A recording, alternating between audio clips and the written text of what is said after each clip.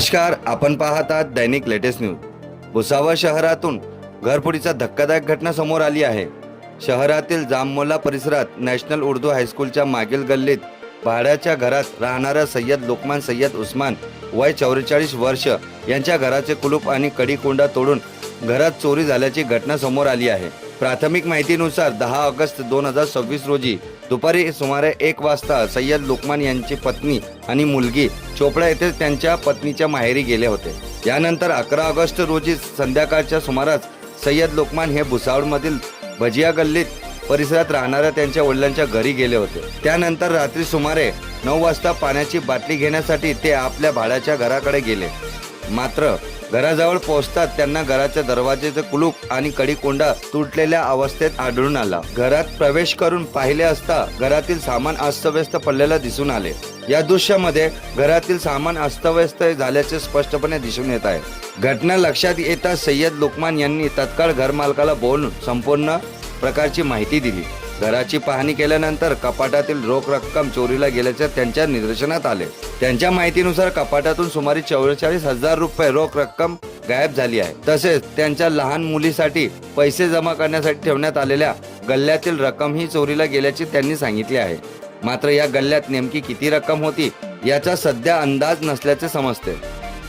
या घटनेनंतर सय्यद लोकमान यांनी भुसावळ बाजारपेठ पोलीस ठाण्यात जाऊन घडलेल्या घटनेची माहिती दिली। प्राथमिक माहितीनुसार बाजारपेठ पोलीस ठाण्यातील डीबी पथकातील पोलीस कर्मचारी अमर अडाळे यांनी घटनास्थळी माहिती घेतली असून घरातील परिस्थिती फोटो घेतल्याची माहिती आहे। तसेच पुढील कारवाईसाठी सय्यद लोकमान यांना बुधवारी पोलीस ठाण्यात बोलवण्यात आल्याची माहिती मिळाली आहे।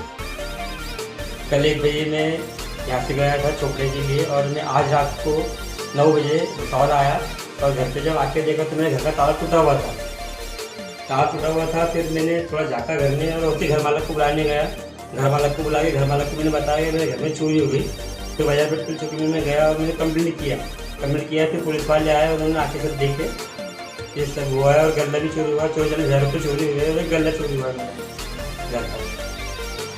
ही होती चोरीची घटनेबाबत सय्यद लोकमान यांनी दिलेली माहिती।